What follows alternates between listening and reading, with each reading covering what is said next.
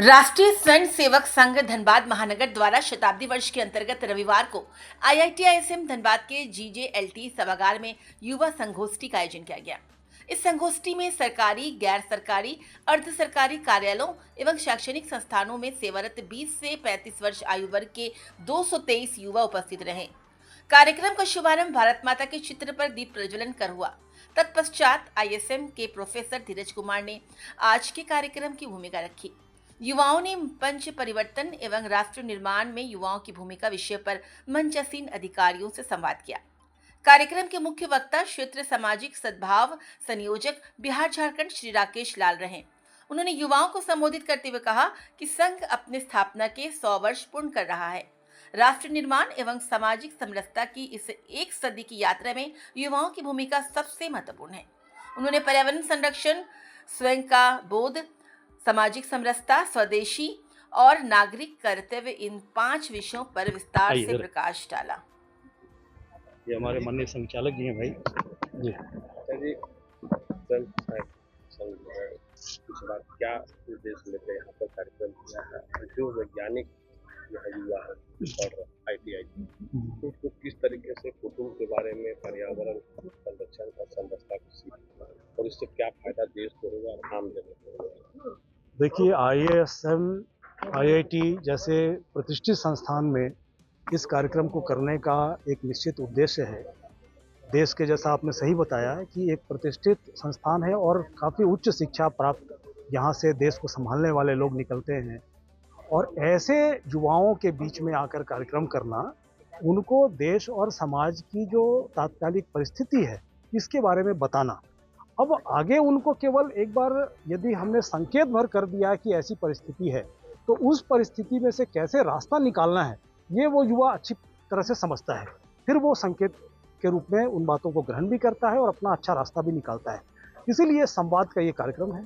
और संघ का 100 साल पूरा हुआ है, उसके उपलक्ष्य में हम कोई बड़ा कार्यक्रम नहीं करते हुए छोटे छोटे कार्यक्रमों के माध्यम से समाज तक जाना, युवाओं तक जाना, अलग अलग जाति बिरादरियों तक जाना, महिलाओं तक जाना, बच्चों तक जाना, हिंदू समाज तक जाना, साधु संतों तक जाना, ऐसा एक बड़ा उद्देश्य लेकर के कोई बड़ा कार्यक्रम नहीं करना, छोटे छोटे काम करना। ऐसा एक उसी की कड़ी में युवाओं के साथ संवाद के इस कार्यक्रम में भी हम सब यहाँ आए थे। आप सबका बहुत बहुत धन्यवाद, आप सब भी आए। एकदम वैज्ञानिक खोज करके निकलता है स्पेस टेक्नोलॉजी तक वहाँ पर कुटुंब के बारे में बताना, सामाजिक समरसता का, इसका क्या उद्देश्य है? इसका उद्देश्य है कि वो जो युवा है, वो युवा भी तो किसी न किसी परिवार का है, वो भी तो किसी न किसी कुटुंब का है, वो भी तो किसी न किसी समाज का अंग है। तो समाज में मैं ही पढ़ लिख लूँ और मैं ही बड़ा हो जाऊँ, इससे काम नहीं चलेगा। समाज में अन्य जो बंधु हैं, उनके प्रति हमारी सोच कैसी होनी चाहिए, ये पढ़ाई के साथ साथ ये भी तो उनको ध्यान में रहना चाहिए, तभी तो समाज बनेगा। समाज एक पढ़ लिख गए, बहुत पैसा कमा लिए, तो उससे समाज नहीं बनता है। समाज तब बनता है जब समाज का हर अंग मजबूत होता है। तो ये उच्च शिक्षित युवाओं के बीच में कुटुंब प्रबोधन, सामाजिक समरसता, ऐसे विषय रखना, यहाँ तक कि पर्यावरण का भी विषय रखना, कि वैज्ञानिक उन्नति करते करते इतना नहीं कि अपने पर्यावरण को ही हम नष्ट करने पर तुल जाएं, जैसा आज अमेरिका और यूरोप के देशों में हो रहा है। तो इन सब का ध्यान रखते हुए जीवन चलाना, इसी उद्देश्य के साथ हम सब यहाँ हैं। ठीक है, बहुत बहुत धन्यवाद आप सब। सर, क्या कुछ देखने को मिला, विद्यार्थी कितना? हाँ, ये जो आज का कार्यक्रम था, ये युवा वर्ग के लिए कार्यक्रम था। और युवा वर्ग का अगर कार्यक्रम करना हो तो आईआईटीएसएम धनबाद ऐसा जगह अपने आप में ही एक अनुकरणीय जगह हो जाता है। और इसमें हमारा पंच परिवर्तन का कार्यक्रम था संघ की ओर से। और पंच परिवर्तन में युवाओं का योगदान, अगर आप बोलते हैं कुटुंब प्रबोधन, अगर आप बोलते हैं कि स्व का बोध और सामाजिक समरसता की भावना, पर्यावरण का मैनेजमेंट, ये सारी चीज़ क्या है कि हमारे युवा वर्ग से की तरफ से आनी चाहिए। उनमें उनकी सहभागिता की बहुत ही आवश्यकता है।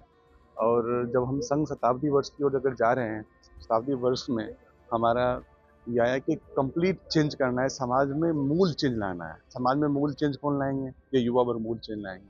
और ये 5 तत्वों से मूल चेंज लाने की भावना है और उसमें युवाओं का सहयोग अपेक्षित है। और इसी कारण से ये आज का कार्यक्रम आईआईटीआईएसएम के कैंपस में कराया गया। जो युवा हमारे युवा शक्ति हैं, वो इसको समझें और अगर युवा शक्ति इस चीज़ को समझ गई तो उनका योगदान बिल्कुल हमारे समाज को परिवर्तन में ले आएगा। और अगर समाज परिवर्तित हो गया तो हम विकसित भारत की ओर अग्रसरित हो जाएंगे। और जो हमारे माननीय प्रधानमंत्री जी का एक संकल्प है 2047 का विकसित भारत, वो 47 क्या, हम बहुत पहले वो अपना पूरा संकल्प को पूरा कर लेंगे।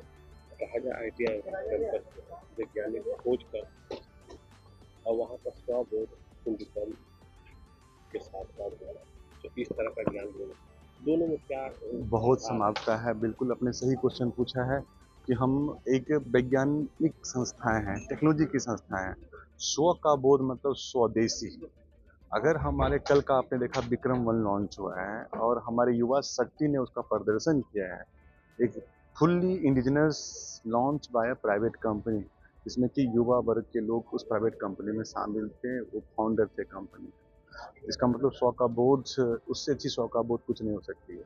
अगर हमारे बच्चे यहाँ पर जो अभी जॉब सीकर बनते हैं, फॉरेन में जाके, हमने एग्जांपल दिया था गूगल, फेसबुक, माइक्रोसॉफ्ट या इधर की जितनी सारी कंपनियां हैं, हम जाते हैं वहाँ, उससे क्या किसकी इकोनॉमी चल रही है? हमारी इकोनॉमी नहीं चल रही है, उससे किसी और कंट्री की इकोनॉमी चल रही है।